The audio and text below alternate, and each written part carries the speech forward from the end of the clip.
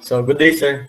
This is Group 3, and our topic is Rule 8 to Rule 10 of International Regulations for Preventing Collisions at Sea, 1972, as amended.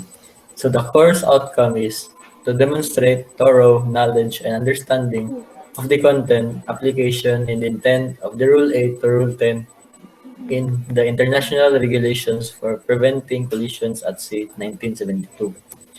For the learning outcome is to refresh and obtain mastery of the rules, principles, and coverage of the Rule 8 or Rule 10 in the International Regulations for Preventing Collisions at Sea 1972. Importance of the topic. The student will refresh their knowledge towards Rule 8 to 10 in the International Regulations for Preventing Collisions at Sea 1972.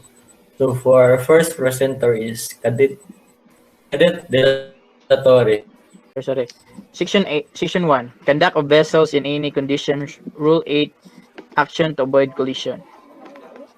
Any action taken to avoid collision shall be taken in accordance with the rules of this part and shall, if the circumstances of the case admit, be positive, made in ample time and with due regard to the observance of good seamanship.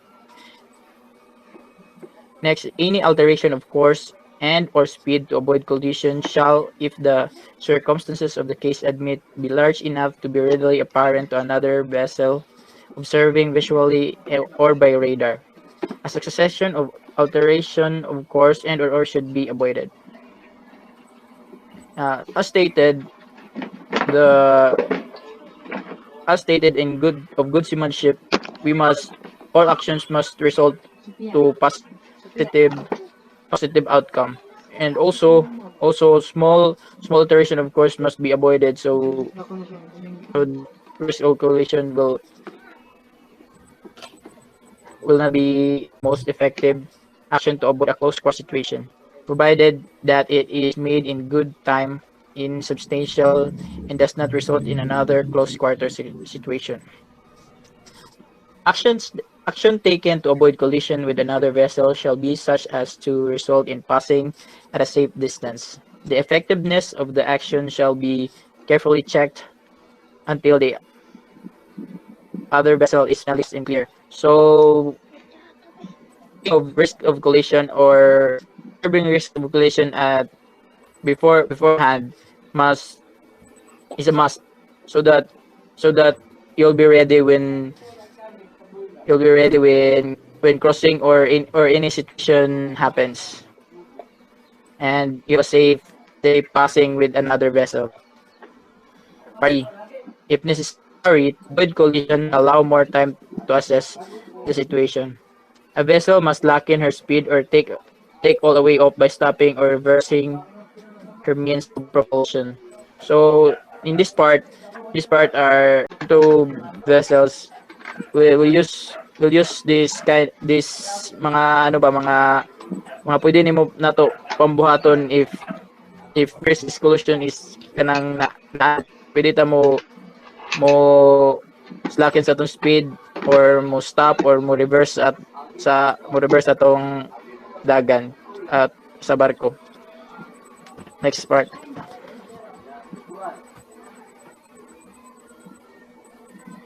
F.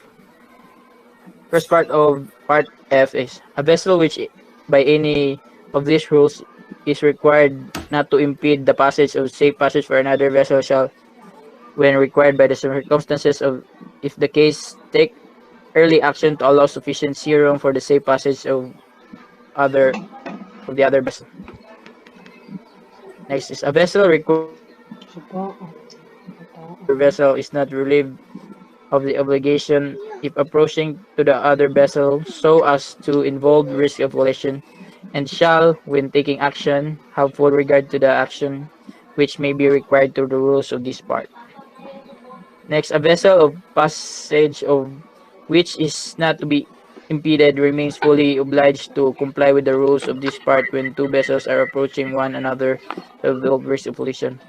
So in this part, some of the vessels have to adjust in because there are there are types of vessels that most vessels have to avoid, like for example mga vessel na kuan kay most sa mga kuan ron kay mga power driven vessels o other vessels na mga nagipang obra like kanang mga gapang mine nga mga vessels na mga kuan ana sila special rules pod nga i-follow sa ilang type of vessel ug sa mga power driven vessel muna nga kita nga for example kita mga power driven vessel kita ang mulikay nila kay dili man sila makakuha tungod sa ilang specialization sa type nila nga barko. So that's all, and next part, rule 9. So rule 9, so ayong kadet Grana. So rule 9, narrow channels. So narrow channels mean sa Tagalog pa makikig. For example, sa Cebu channels. So a vessel proceeding along the course of a narrow channel or fairway shall keep as near to the outer limit of the channel or fairway which is lies on her starboard side as is safe and practicable. So this means that any vessel um, must be put their vessel on the outer limit of, so kung sa Bisaya pinakalaplin in her starboard side. So B, a vessel of less than 20 meters in length or a sailing vessel shall not impede the passage of a vessel which can safely navigate only within a narrow channel or fairway. So this is a sabotable statement. Any vessel less than 20 meters shall not impede or block the passage of a vessel that can safely navigate. So these vessels are those who are 20 meters and above.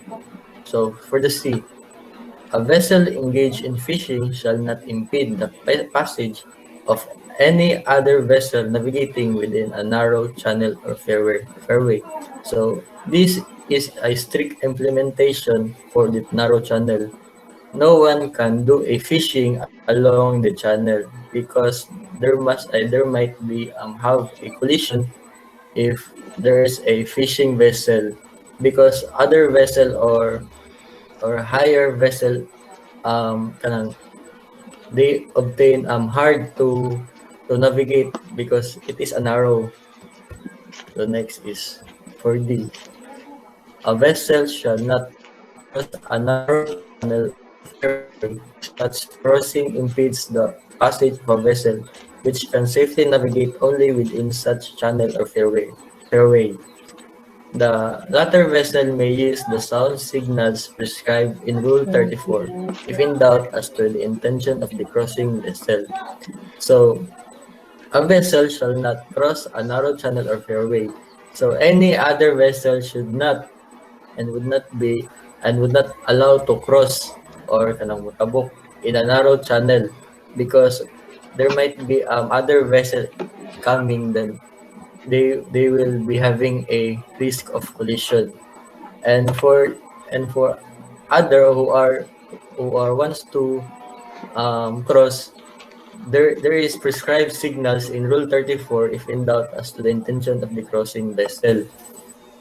In letter E, in a narrow channel or fairway, when overtaking can take place only if the vessel to be overtaken has to take action to permit safe passage.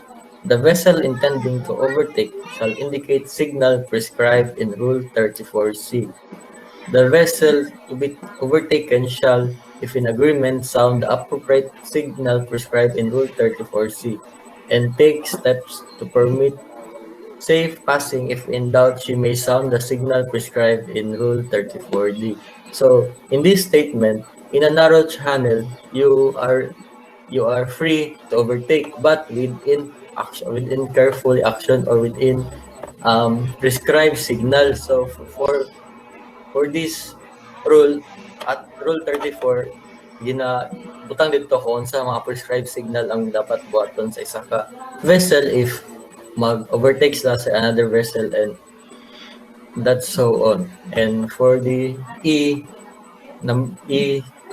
this rule does not relieve the overtaking vessel of her obligation under the Rule 13.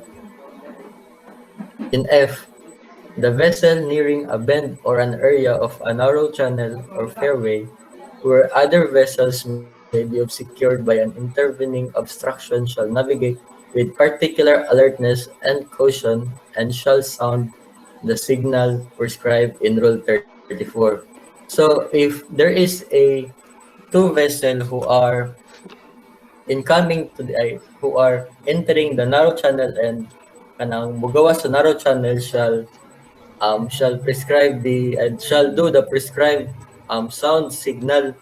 And as you can see in the picture, for the vessel who are kanang mugawas sa narrow channel shall sound a prolonged signal for 4 to seconds, and also the vessel who are entering the narrow channel so that it can be avoid a risk of collision or a collision. So letter G, any vessel shall, if the circumstances of the case admit, avoid anchoring in a narrow channel. So this is so risky if other vessel anchored anchored their vessel at a narrow channel, because for our knowledge, narrow channel is kumbaga gamay ra kay siya nga bagianan bitaw. Kung naay mag-anchor, so it is possible that other vessel will navigate it hardly. So it is so very important that any other vessel shall not anchor their vessel along or in the narrow channel. So for the next reporter is Cadet Kia.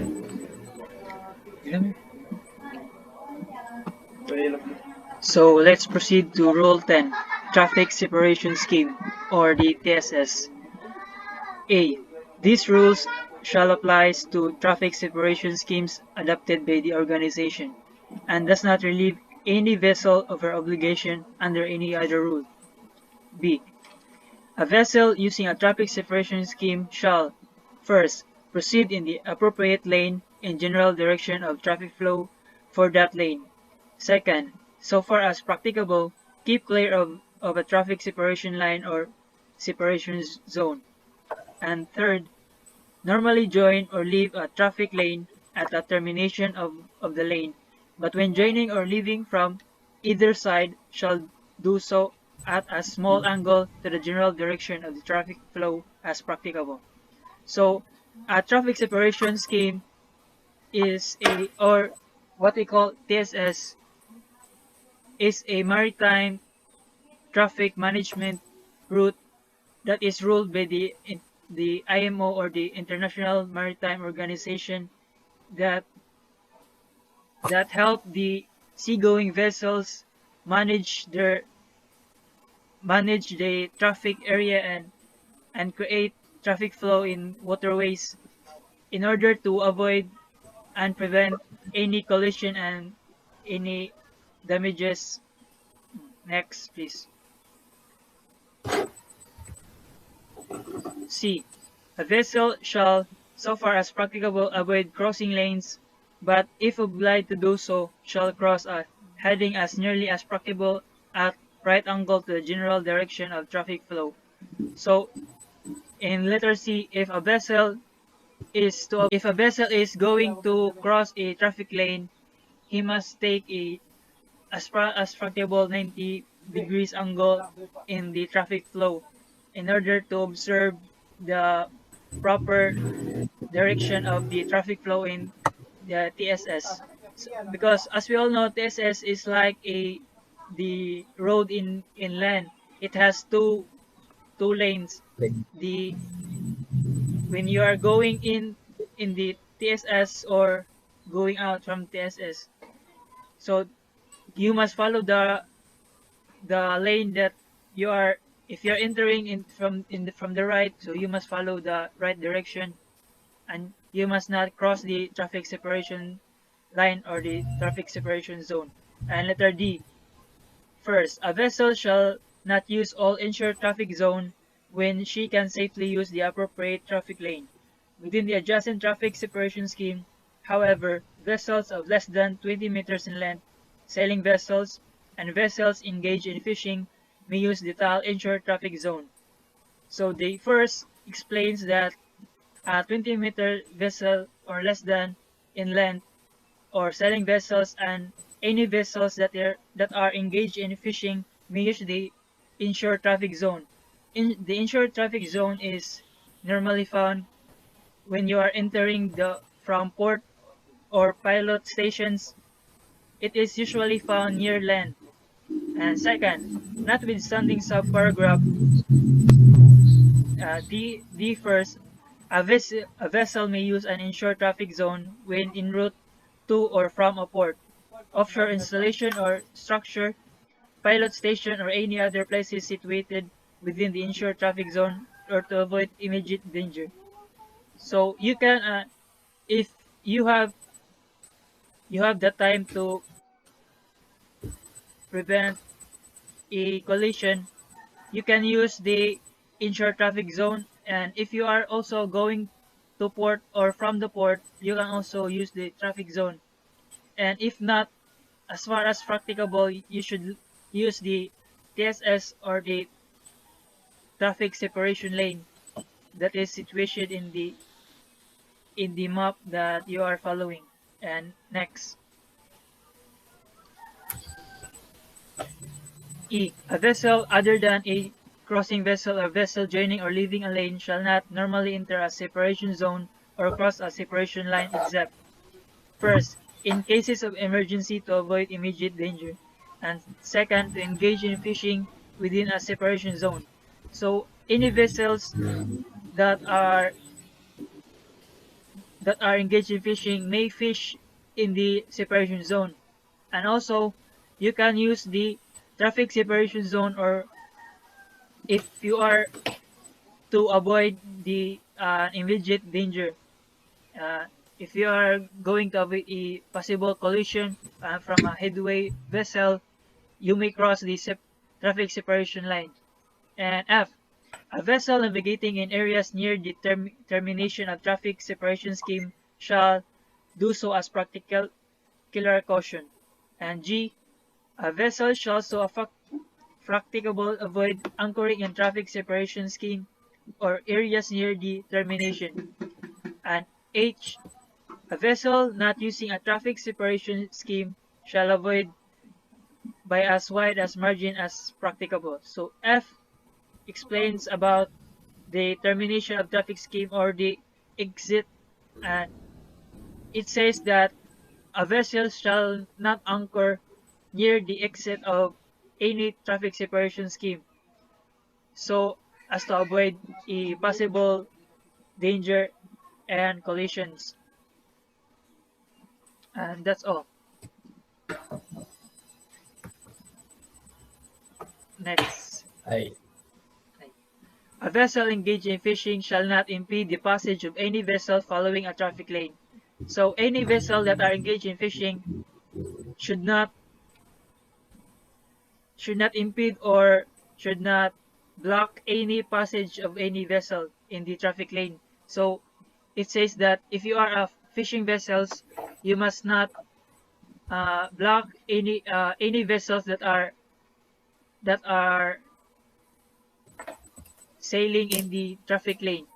And J. A vessel of less than 20 meters in length or sailing vessel shall not impede in the passage of power-driven vessels of a traffic separation lane. So if you are 20 meters or less than in length or a sailing vessels, so you must not impede or block a power-driven vessel. So power-driven vessels are vessels that are powered by machineries while navigating in waters. And K. A vessel restricted in her ability to maneuver when engaged in operation for maintenance of safety of navigation and traffic separation scheme is exempted from complying with this rule to extent necessary to carry out the operation. So a vessel is restricted in her ability to maneuver when engaged in operations, like when you are installing a cable under the water, and if you are installing a entertainment. marine cable and etc. And letter KIL.